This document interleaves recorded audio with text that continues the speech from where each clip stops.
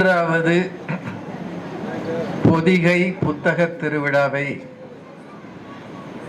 மிகுந்த உற்சாகத்துடன் கொண்டாடி கொண்டிருக்கக்கூடிய இந்த மாவட்ட நிர்வாகத்தினர்களே, மாவட்ட ஆட்சியர் உள்ளிட்ட அதிகார பெருமக்களே, இந்த பகுதியை சார்ந்த அமைச்சர் பெருமக்களே, அரசு துறை பணியாளர்களே, இந்த நிகழ்ச்சிக்கு எங்களையெல்லாம் வரவேற்று கூடவே இருந்து உதவி செய்கின்ற மாவட்ட நிர்வாக பொறுப்பாளர்களே, காவல்துறை சார்ந்த அன்பர்களே, பெரியோர்களே, தாய்மார்களே, இளைஞர்களே, குழந்தைகளே, உங்கள் அத்தனை பேருக்கும் என்னுடைய அன்பான வணக்கத்தை முதலில் தெரிவித்துக் கொள்கிறேன். வாசிப்பதையும் ஒருவரை ஒருவர் நேசிப்பதையும் எதையாவது பற்றி யோசிப்பதையும் மறந்த சமூகமாக மாறிக்கொண்டிருக்கிறோம். அதுதான் ஒரு பெரிய பிரச்சனை. எந்த நேரமும் மொபைல்ல முகத்தை திணிக்கிறோம். இப்ப சமீபமா கூட்டத்துக்கு ஆள் சேர்க்கிறதுக்கு என்ன பண்றாங்களா, அரசியல் கட்சிக்காரங்க புதுசா ஒரு டெக்னிக் கண்டுபிடிச்சிருக்காங்க. நீங்க இந்த கூட்டத்தில் உட்காரணும், உட்கார்ந்து கூட்டம் முடிகிற வரைக்கும் இருந்தீங்கன்னா அந்த சேர் உங்களுக்கு. நான் ஜோக் இல்ல, பத்திரிகையில பார்த்தேன். ஏன்னா ஆள் வரமாட்டேங்குது, சேரை தூக்கிட்டு வீட்டுக்கு போயிடறான். சில பேர் என்ன பண்ணிருக்கான், குடும்பமா உட்கார்ந்துருக்காங்க.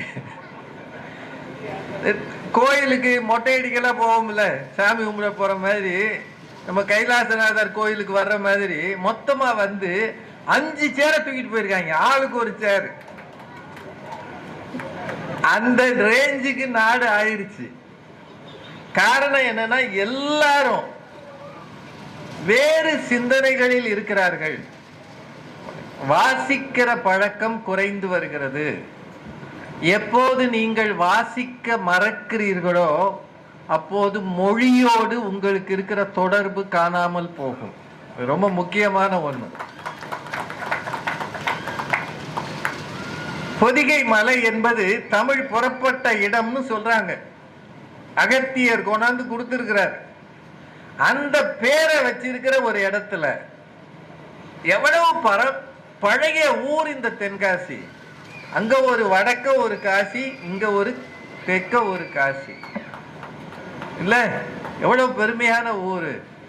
மன்னன் பராக்கிரம பாண்டியன் இந்த ஆலயத்துக்கு நற்பணி செய்கிறவர்களின் கால்களில் தலையை வைத்து வணங்குகிறேன்னு கல்வெட்டு எழுதி வைத்த இடம். இதெல்லாம் உண்மைதானுங்க. அப்புறம் 3 பேர் கை தட்டுறீங்க?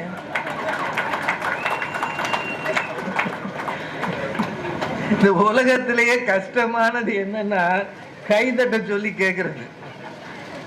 நாங்க வழக்கமா பண்ற பட்டிமன்றங்கள்ல கொஞ்சம் கூட்டம் வரும், அவங்க ஆர்வமா இருப்பாங்க, அவங்க இயல்பா கைதட்டுவாங்க. பட்டிமன்றத்துல ஒருத்தர் நானோ பாரதி பாஸ்கரோ எதிர்த்து பேசும்போது வேகமா கைதட்டுவாங்க. இப்ப நான் பேசும்போது ஆண்கள் எல்லாம் ஆரவாரம் பண்ணுவாங்க, அவங்க பேசும்போது ஆண்களோட பெண்களும் சேர்ந்துக்குவாங்க. அப்போ உற்சாகமா இருக்கும். தனி உரை அப்படின்றத பெரும்பாலும் தவிர்க்க பார்ப்போம். ஆனால் இந்த மாவட்ட நிர்வாகம் எங்கள் மக்கள் திரளாக வருவார்கள், நிகழ்ச்சி கேட்பார்கள், நம்பி வாங்கன்னு என்னைய மட்டும் இல்லை, இன்னும் 2 பேரை கூட்டு வந்திருக்காங்க. நான் தான் மொத ஆளு எதுக்குன்னா, சரி சூழ்நிலை எப்படி இருக்குன்னு பார்த்துக்குவோம். இங்க எவ்வளவு நேரம் பேசலாம், இல்ல பேச்சை குறைக்கலாம் அப்படின்றது உங்க கண்ட்ரோல்ல தான் இருக்கு. வழக்கமா பட்டிமன்றங்கள்ல தமிழறிஞர் சாலமன் பாப்பையா பெல் அடிப்பாரு, பார்த்திருக்கீங்களா? என்னங்க எல்லாம் அமைதியாவே இருக்கீங்க, பார்த்திருக்கீங்களா? நீங்க என் கூட கொஞ்சம் சேர்ந்து வந்தீங்கன்னா தான் சரியா இருக்கும். அவர் பெல் அடிச்சு போதும்பா அப்படின்னு உட்கார வச்சிருவாரு. அது தெரியாம நாங்க இன்னும் பேசிக்கிட்டு இருப்போம். நாங்க எல்லாரும் இன்னைக்கு 4 பேருக்கு தெரிந்தவர்களாக இருக்கிறோம் என்றால் அதற்கு ஒரே காரணம் தமிழறிஞர் சாலமன் பாப்பையா அவர்கள் தான். தமிழுக்கு கிடைத்த மிகப்பெரிய பொக்கிஷம். அவர் ஒரு பேச்சாளரா உங்களுக்கு தெரியும். அதையும் தாண்டி நிறைய புத்தகங்கள் எழுதியிருக்கிறார். திருக்குறளுக்கு புதுவிதமான உரை ஒன்று எழுதி வெளியிட்டிருக்கிறார். புறநானூறு எல்லாருக்கும் தெரியும்ல, யாதும் ஊரே யாவரும் கேளிர், தீதும் நன்றும் பிறர் தர வாரா, நோதலும் தனிதலும் அவற்றோர் அன்ன சாதலும் புதுவதென்றே வாழுதல். இந்த புறநானூற்று பாடல்களுக்கு அருமையான விளக்கம் எழுதியிருக்கிறார். சங்க இலக்கியம். அகநானூறுக்கும் புத்தகம் போட்டிருக்கிறார். ஆனா அவரை எல்லாருக்கும் எப்படி தெரியும்? பட்டிமன்ற நடுவர் சிரிக்கிற மாதிரி பேசுவார், ஜோக் அடிப்பார், அப்படிதானே தெரியும்ல. காரணம் என்ன? ஒரே காரணம் தான், வாசிப்பதை இந்த தலைமுறை மறந்து விட்டது. எப்போது நீங்கள் ஒரு நூலகத்தை திறக்கிறீர்களோ அப்போது ஒரு சிறைச்சாலை அடைக்கப்படுகிறது அப்படின்னு சொல்லுவாங்க. புத்தகத்தை கையில் எடுத்த யாரும் தனிமைப்பட்டு போவதில்லை. புத்தகத்தை வாசிக்க தொடங்கிய யாரும் நண்பர் இல்லாமல் போவதில்லை. ஒழுங்காக புத்தகம் வாசிக்கிறவனுக்கு தவறான எண்ணங்கள் வருவதே இல்லை. இத்தனை சிறப்பு மிக்க புத்தகங்களை மக்கள் வாங்கி வாசிக்கணும் அப்படின்றதுக்காகத்தான் இவ்வளவு பெரிய ஏற்பாட்டை பெரும் பொருட்செலவில் தமிழக அரசு நடத்துகிறது. அதுக்கு ஒத்துழைப்பு தர வேண்டியது யார் பொறுப்பு? உங்கள் பொறுப்பு, நம் பொறுப்பு. முக்கியமா பள்ளி பிள்ளைகளை அழைச்சிட்டு வாங்க. இன்னைக்கு வாட்ஸ்அப்ல ஒரு வீடியோ பார்த்தேன். ஒரு 1 வயசு 1.5 வயசு குழந்தை கையில ஒரு தட்டுல வச்சு ஒரு பஜ்ஜி கொடுக்குறாங்க. பாத்தீங்களா? யாரையா பார்த்தது? ஒருத்தர் பார்க்காத. அந்த குழந்தை அந்த பஜ்ஜியை சாப்பிடாம எடுத்து காதல வைக்குது. அதாவது ஒரு பஜ்ஜியை பார்த்த உடனே நமக்கெல்லாம் நாக்கில் எச்சி ஊறும். ஆனா இந்த தலைமுறை குழந்தை அத மொபைல் போன்னு பாக்குது. எங்க போகுது? ஏன் இத்தனை சமூக பிரச்சனைகள் பெருகி இருக்கிறது? இளம் பிள்ளைகள் ஏன் தரிகட்டு போகிறார்கள்? ஒரு பகுதியினர். அவர்கள் ஏன் பெற்றோருக்கோ ஆசிரியருக்கோ அடங்கி போகாமல் விலகி போகிறார்கள்? பெரும் காரணம் சமூக ஊடகங்களும் இன்றைக்கு கையில் இருக்கிற கைபேசி என்கிற மொபைலும் தான். ஒத்துக்கிறீங்களா இல்லையா? உண்மையா இல்லையாங்க? ஒரு பச்சை குழந்தை பஜ்ஜியை தூக்கி காதல வைக்குதுன்னா எங்க போய்கிட்டு இருக்கு இந்த நாடு? இந்த சூழலில் தான் நாம என்ன செய்யணும்? வாசிக்கிற பழக்கத்தை அடுத்த தலைமுறைக்கு கொண்டு வரணும். நீங்க எல்லாரும் வீட்டுல பிரம்மாண்டமா வீடு கட்டினவங்க இருப்பாங்க, சாதாரணமா 1 பெட்ரூம் 2 பெட்ரூம் கட்டினவங்க இருப்பாங்க, வாடகைக்கு குடியிருக்கிறவங்க இருப்பாங்க. நம்ம வீடுகள்ல மறக்காம இருக்கிற இடங்கள்ல ஒண்ணு கழிப்பறை, குடியலறை, படுக்கையறை, சமையலறை. ரொம்ப கொஞ்சம் சிந்திக்கிற மக்கள் பூஜை அறைன்னு ஒண்ணு வச்சிருப்பாங்க. ஆனா படிப்பறை என்று வசதி படைத்தவர்கள் கூட வைப்பது இல்லை. வைக்கிறது இல்ல. வாசிக்க ஒரு இடம் வேண்டும். டிவி பார்க்க ரூம் வச்சிருக்கிறோம், ஆனா வாசிக்க ஒரு இடம் வேண்டும் என்று பெரும்பகுதி மக்கள் நினைப்பதில்லை. எப்போது அந்த சிந்தனை வருகிறதோ அப்போது ஒவ்வொரு வீடும் ஒரு சின்ன நூலகமாக மாறும். அந்த காலம்தான் மொழியின் பொற்காலம், தமிழுக்கு பொற்காலம். அதனால நீங்க கொஞ்சம் உற்சாகமா இருந்தீங்கன்னா நான் கொஞ்ச நேரம் பேசுவேன். ஏன்னா நான் பல மணி நேரம் பயணம் பண்ணி வந்திருக்கேன். இந்த காலத்தில் பயணம் பண்ணுற மாதிரி பெருங்கஷ்டம் எதுவும் இல்லை. அதுவும் நான் தெரியாதனமாக இந்த தென்காசிக்கு அவுட்டரில் ஒரு ரோடு போது பாருங்க, இந்த ரயில்வே மேம்பாலம் கட்டுறாங்களே,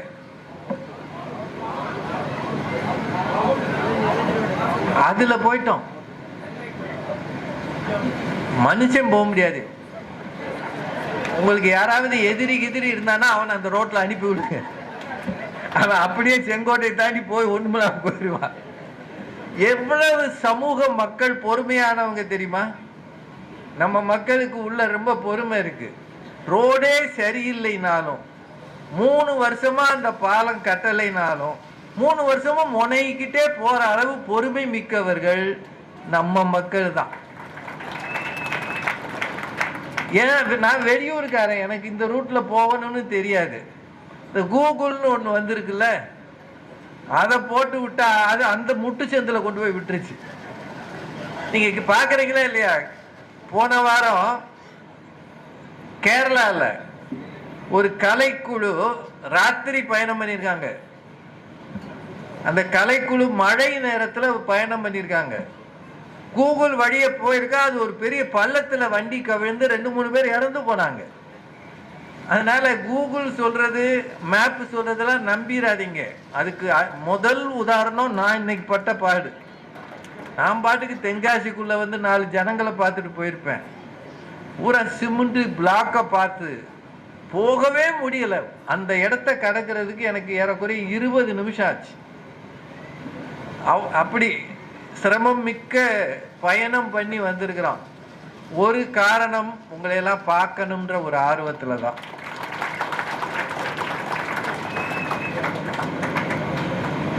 இவ்வளவு மக்கள் இந்த பரபரப்புக்குள்ள வந்து உட்கார்ந்து இருக்கிறாங்கன்றது பெருமை தான். ஏன்னா நமக்கு நிறைய தொலைபேசி அழைப்புகள் வருது. இந்த கூட்டத்திலே நம்ம உட்கார்ந்து இருக்கும்போது திடீர்னு பிரதமர் நம்மளை கூப்பிடுறாரு, முதலமைச்சர் வேற கூப்பிடுறாரு. திட்டக்குழுவுக்கு என்ன செய்யறதுன்னு நம்மகிட்ட தான் ஐடியா கேட்குறாங்க. நம்ம சொல்ற யோசனையை கேட்டுத்தா நாடே நடக்க போகுது. அவ்வளவு பரபரப்பா நம்ம ஆயிட்டோம் பாருங்க. அதனால பொதுமக்கள் வந்து உட்கார்ந்து கேட்கறதெல்லாம் படு மோசமா குறைஞ்சு போச்சு. அப்படியே எங்க பட்டிமன்றங்கள்லாம் இதுல வந்து கேட்டாங்கன்னா முன் வரிசையில உட்காந்து அலோ அலோன்னு கத்திட்டு இருப்பாரு. நாங்க ஏற்கனவே இதுல அலோ அலோன்னு கத்திட்டு இருக்கோம். 2 அளவு முட்டும். எனக்கு ஒரு சில விஷயங்கள்ல இந்த ஊரை பார்க்க ரொம்ப மகிழ்ச்சியாக இருக்கிறது. இன்னமும் பொதிகை அந்த சொல் இருக்கு பாருங்க, அதை இப்போ தூர்தர்ஷன்ல இருந்து எடுத்துட்டாங்க. அது என்ன பாவம் பண்ணிச்சுன்னு தெரியல. முன்னாடியெல்லாம் பொதிகை தொலைக்காட்சின்னு தான் இருந்தது, தூர்தர்ஷன். அதை வந்து டிடி தமிழ்ட்டாங்க. டிடி தமிழோ ஓடி தமிழோ. பொதிகைன்றது எவ்வளவு பாரம்பரியமான ஒரு சொல் இல்லை? அந்த காலத்தில் திருவிளையாடல்னு ஒரு சினிமா வந்தது. அதில் ஒரு பாட்டு இருக்கும், உங்களுக்கு நினைவு இருக்கா யாருக்காது? ஒருத்தருக்கு ஞாபகம் இல்லை. திருவிளையாடல் சிவாஜி கணேசன் நடிச்சார், அதாவது தெரியுமா? சிவாஜி கணேசன் ஒரு நடிகர் இருந்தார். பொதிகை மலை உச்சியிலே புறப்படும் தென்றல், தேவிகா குளிக்கிற மாதிரி ஒரு காட்சி இருக்கும். உலகத்திலேயே அந்த மாதிரி அன்னம் தண்ணீர் பீச்ச குளிச்ச ஒரே அம்மா தேவிகாவா தான் இருக்கும்னு நினைக்கிறேன். அந்த காட்சி எப்பயாவது யூடியூப்ல போய் பாருங்க. பொதிகையிலிருந்து தான் மூலிகை வளம் இருக்கிறது. உலகம் முழுக்க சித்த மருத்துவம் வாழ்கிறது என்றால் அதற்கு பெரிய காரணம் பொதிகை மலை. எங்களை மாதிரி ஆளுகளுக்கு, வெளியூர்காரங்களுக்கு குளிக்கிறதுக்கான இடம் குற்றாலம். நம்ம வந்து குளிக்கும் போது கல்லு வந்து விழுந்துருது. நம்ம நேரம் நச்சுன்னு ஒரு கல்லு விழுந்து இனிமே வருவியா? அப்புறம் இந்த சுற்றுலா தலங்கள் எல்லாம் ஒரு மோசமான திசைக்கு போகுது. அதுக்கு ஒரு பெரிய காரணம் அது நல்ல சாப்பிட்டுன்றது உங்களுக்கு என்னன்னு புரியுது இல்லையா? இது இல்ல, அப்புறம் போய் நிக்கிற அந்த தண்ணியில அப்பதான் குடிச்ச மாதிரி இருக்குமா. உலகத்திலே குடிச்ச மாதிரியும் இருக்கணும், குடிச்ச மாதிரியும் இருக்கணும்னு நம்பி வர ஒரே ஊர் எது? குற்றாலம். குடிச்ச மாதிரியும் இருக்கும், குடிச்ச மாதிரி இருக்கும். நான் 1976 75 அதுக்கு முன்னாடியே கூட இங்க வந்திருக்கிறேன். அன்றைக்கு பார்த்த தென்காசி, அன்றைக்கு பார்த்த குற்றாலம் இல்லை. இது குளிர் ஆட்டி தள்ளும். இன்னைக்கு எல்லாமே காலநிலை மாற்றம். ஒரே ஒரு விஷயம் இந்த ஊரு மாறி இருக்கிறது என்னன்னா, நிறைய கடைகள், வணிக வளாகங்கள் பெருகி இருக்கு. அதுக்கு பக்கத்துல இருக்கிற ஜோஹோன்ற நிறுவனம் ஒரு பெரிய காரணம்னு நினைக்கிறேன். இந்த மாதிரி இன்டீரியரா அல்லது எல்லைப்புறத்துல, ஏறக்குறைய தமிழகத்தின் எல்லைப்புறத்துல இதுவும் ஒண்ணு. பக்கத்துல கேரளா இருக்கு. இவ்வளவு தள்ளி இருக்கிற நெல்லை தமிழ் பேசுகிற சீமையில ஒரு சாப்ட்வேர் நிறுவனம் வந்திருக்கிறது என்பது ரொம்ப பெருமைக்குரிய விஷயம். இந்த தலைமுறைக்கு அது நல்லது. இவ்வளவும் பேசிட்டு எனக்கு ஒரு தலைப்பு கொடுத்துருக்கு. உருவு கண்டு எள்ளாமை வேண்டும். யாராவது ஒருவர் இங்க இருக்கிறவங்க மீதியை சொல்ல முடியுமா? முடியாது. ஏன்னா இந்த குரல் அதிகம் கேள்விப்படாத குரல். உருவு கண்டு எள்ளாமை வேண்டும், உருள் பெருந்தேர் அச்சாணி அன்னார் உடைத்து. இதுதான் அந்த குரல். அதுல இருந்து ஒரு சின்ன வரியை எடுத்து கொஞ்ச நேரம் உங்களோட பேசலாம். இன்னொரு 15-20 நிமிஷம் பேசலாமா? என்னங்க, 1 hour பேசலாம். அப்பா, இது மாதிரி பட்டிமன்றத்தில் எனக்கு இது ஐயா கொடுக்க மாட்டேங்கிறார். முடிஞ்ச அளவு பேசலாம். நிறைய இலக்கிய உதாரணங்களை எடுத்துட்டு வரலாம்னு நினைச்சேன். ஆனா இந்த கூட்டத்துல அது எவ்வளவு எடுக்கும்னு எனக்கு தெரியல. ஒரே ஒரு விஷயம்தான் அது. தோற்றத்தை வைத்து யாரையும் குறைவாக மதிப்பிடாதே. அதுதான் அதுக்கு விஷயம். தோற்றத்தை வைத்து யாரையும் குறைவாக மதிப்பிடாதே. இப்ப தென்காசியில தேர் இருக்கா? இருக்கா? கைலாசநாதர் கோவில், காசி விஸ்வநாதர் கோயில் தேர் மேல சுவாமி புறப்பாடாகி அங்க வரும்போது எதை நீங்க பாப்பீங்க? விக்கிரகத்தை பாப்பீங்க, சுவாமி மூர்த்தத்தை பாப்பீங்க, தேர் அலங்காரத்தை பாப்பீங்க, அதன் கம்பீரத்தை பாப்பீங்க. அவ்வளவு உயரமா இருக்க, இது எப்ப நகர்ந்து எப்ப நிலைக்கு வரும்னு பாப்பீங்க. முடிஞ்சா நம்ம கையும் அந்த வடத்துல வச்சிடணும்னு ஆசைப்படுவீங்க. அதானுங்க செய்வீங்க. நம்ம தள்ளியே அது போகுது. இந்த வடத்தை தூக்கவாது முடியுமா? ஆனா ஊர் கூடி தேர் இழுத்தல்னு நம்ம ஊர்ல சொல்லியிருக்கிறாங்க. நானும் ஒரு விரல் வைப்பதால் என்னை போல் 4000 பேர் வைப்பதால் மாபெரும் தேர் நகர்கிறது இல்லையா? அதானுங்க அதுக்கு அர்த்தம். எப்போது எந்த திட்டமும் எல்லாரும் இணைந்து ஒருங்கிணைந்து ஒற்றுமையாக இயங்குகிறார்களோ அப்போதுதான் தேசத்தில் அது நடக்கும் என்பதற்கு உதாரணம் தான் நம்ம ஊர் தேர். அவ்வளவு பெரிய தேர் சுற்றி வரும்போது யாராவது ஒருத்தராவது, அதுக்கு ஒரு அச்சாணி இருக்கும்ல, தேர் காலுக்கு ஒரு அச்சாணி, அதை பார்த்துருப்போமா? வேற வழியே இல்லை, சாமி தெரியலன்னா அதை பார்த்துருப்போம்.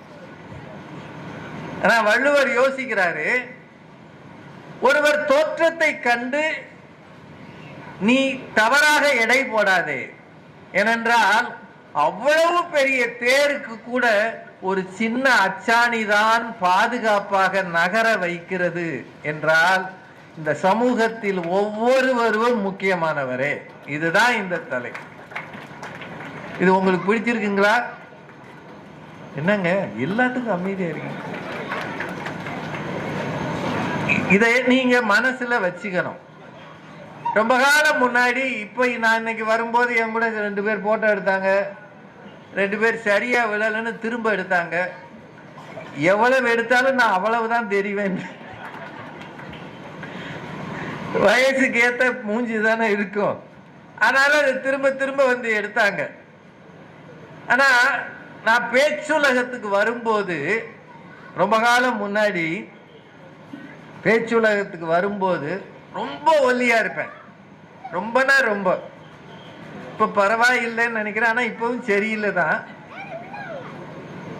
அந்த காலத்துல மதுரையில பொங்கல் நிகழ்ச்சி ஒன்று நடந்தது.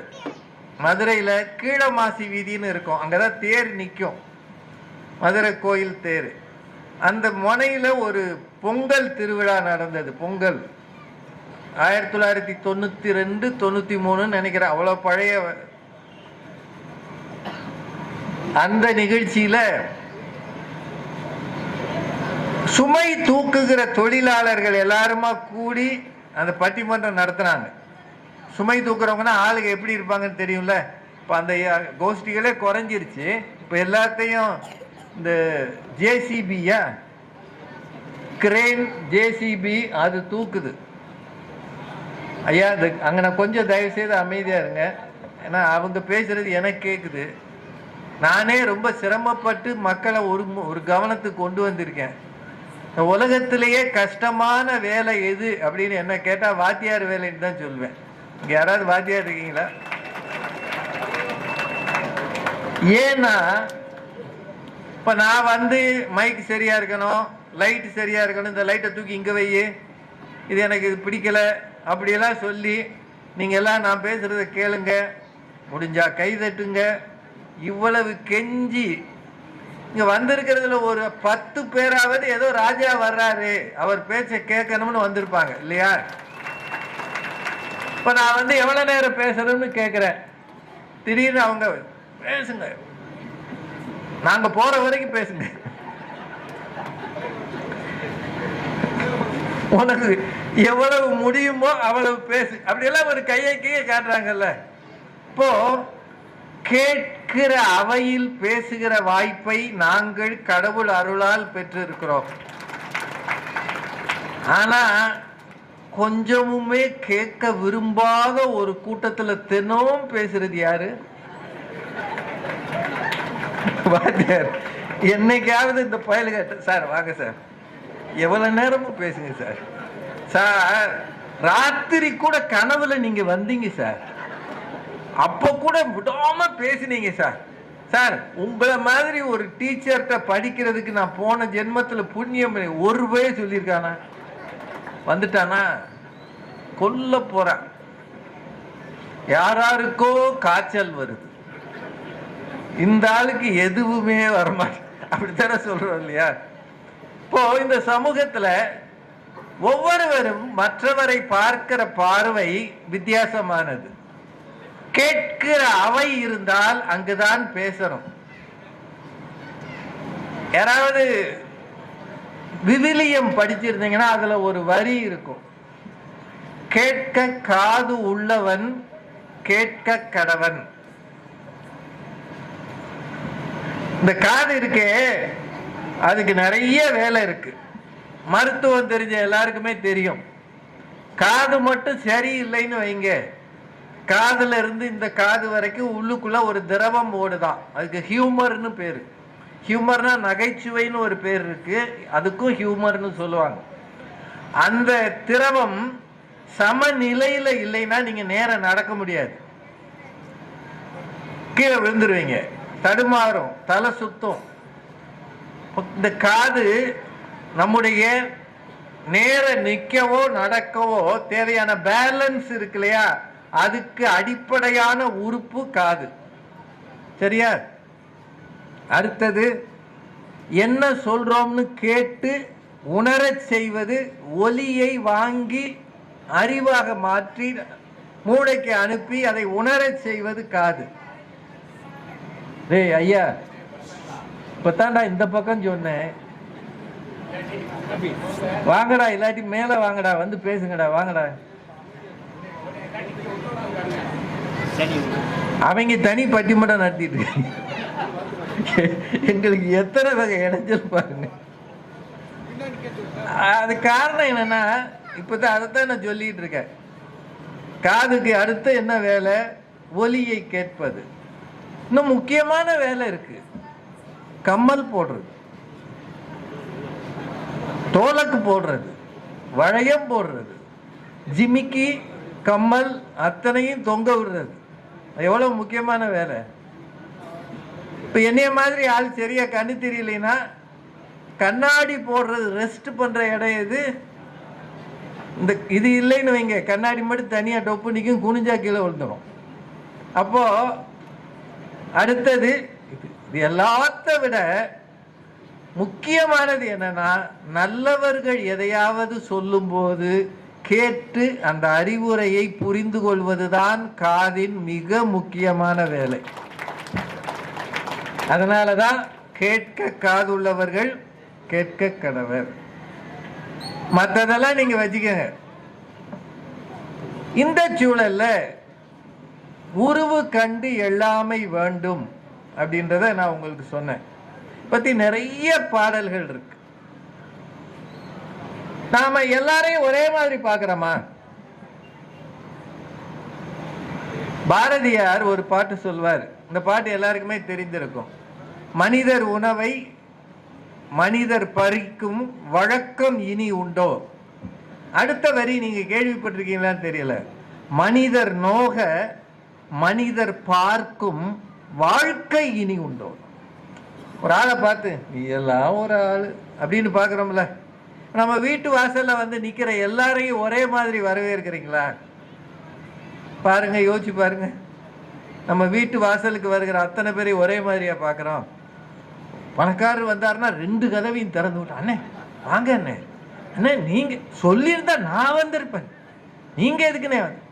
இப்ப நம்ம சொந்தக்கார ஒருத்தர் ஒரு 100 ரூபா கடன் கேட்டு வர்றான்னு வைங்க, கதவை திறக்காமல் என்ன போ போ போ போ போ போ, முக்கியமான வேலையா இருக்கு. பாக்குறோம்ல, மனிதர் நோக மனிதர் பார்க்கும் வாழ்க்கை இதுதான். பார்க்கிறவர்கள் ஏழையா பணக்காரனா, படித்தவனா பாமரனா, பெரும் முதலாளியா கூலிக்காரனா, ஜாதியில் அந்தஸ்தில் உயர்ந்தவனா சாமானியனா, ஃபாரின்ல இருந்து வந்தானா கிராமத்திலிருந்து வந்தானா, இப்படி எடை போட்டு தானே நாம் ஒவ்வொருவரையும் பார்க்கிறோம். எப்போது எல்லாரையும் மரியாதையோடு பார்க்க பழகுகிறோமோ அப்போதுதான் நாம் எல்லாரும் மனிதர்கள் என்றார். அதுக்காக போற வரவெல்லாம் நீ வீட்டில் கூப்பிட்டு வச்சு சோறு போடு அப்படி நான் சொல்லலை. நான் சொல்றது சரியா புரிஞ்சுக்கங்க. அவரவருக்கு உரிய இடத்தை கொடுங்கள், அதே சமயம் அவரவருக்கு உரிய மனிதனுக்கு மனிதன் தர வேண்டிய மரியாதையை கொடுங்க. மரியாதை இல்லாம யார்கிட்டையும் பழகாதீங்க, மரியாதை இல்லாமல் யார்கிட்டையும் பேசாதீங்க. ஏன்னா சாமானியர் என்று நீங்கள் நினைக்கிற சிலர் ஒருவேளை மகா பெரிய மனிதர்களாக இருக்கலாம், உங்களுக்கே தெரியாமல் இருக்கலாம். சாமானியர் என்று நீங்கள் தள்ளி விடுகிற ஒருவர் கொஞ்ச நாள் கழித்து உங்களுக்கு உயிரை காக்கிற ஒரு உதவி செய்யக்கூடிய மனிதராக இருக்கலாம். ரொம்ப முக்கியமானது அது. உருவு கண்டு எல்லாமே வேண்டும், யாரையும் தவறா பேசாதீங்க. 1893 நான் சொல்றதெல்லாம் கேக்குதுங்களா பின்னாடி வரைக்கும்? கொஞ்சம் அந்த கூட்டலாம் ஃபீட்பேக். 1893 ஜூன் மாதம் இல்ல விசில் வேண்டாம், ஜூன் மாதம் 7ஆம் தேதி தென்னாப்பிரிக்காவில் ஒரு நிகழ்ச்சி நடந்தது. இது எல்லாருக்கும் தெரிஞ்சதுதான், ஆனா திரும்பவும் நினைவுபடுத்துறேன். பீட்டர் மாரிட்ஸ்பர்க் அப்படின்னு ஒரு சின்ன ரயில்வே ஸ்டேஷன். அந்த ரயில்வே ஸ்டேஷன்ல ஒரு ட்ரெயின் வருது. அந்த ரயில்ல முதல் வகுப்பு பெட்டி ஃபர்ஸ்ட் கிளாஸ்ல மோகன்தாஸ் கரம்சந்த் காந்தி உட்கார்ந்து இருக்கிறார். MK காந்தின்னு அப்பா அவருக்கு பேர். சவுத் ஆப்பிரிக்காவுக்கு வந்திருக்கிறார், ஒரு வக்கீலாக வந்திருக்கிறார். ஃபர்ஸ்ட் கிளாஸ் டிக்கெட் வச்சிருக்கிறார். மகாத்மா காந்தியை நேரில் பார்த்தவர்கள் இப்ப பெரும்பாலும் இருக்க மாட்டாங்க, ஆனால் பார்த்தவர்கள் படத்துல சொல்றாங்க பவுன் நிறத்துல இருப்பாருன்னு சொல்றாங்க. நல்ல கலர், குஜராத்தி, அவர் நல்ல அருமையான கலர். ஆனால் அவரை ஒரு வெள்ளைக்காரன் கருப்பன் என்று சொல்லி அந்த கோச்ல இருந்து இறக்கி விடுறான். வெளியே போன்றான். ஒரு தோற்றத்தை பார்க்கறான். நீங்க ஏதாவது ஒரு ஆளா? ஓவியம் சேனலை லைக் பண்ணுங்கள், ஷேர் பண்ணுங்கள், கமெண்ட் பண்ணுங்கள், மறக்காமல் சப்ஸ்கிரைப் பண்ணுங்கள். அப்படியே அந்த பெல் ஐக்கானையும் கிளிக் பண்ணுங்கள். தேங்க்யூ ஃபார் வாட்சிங்.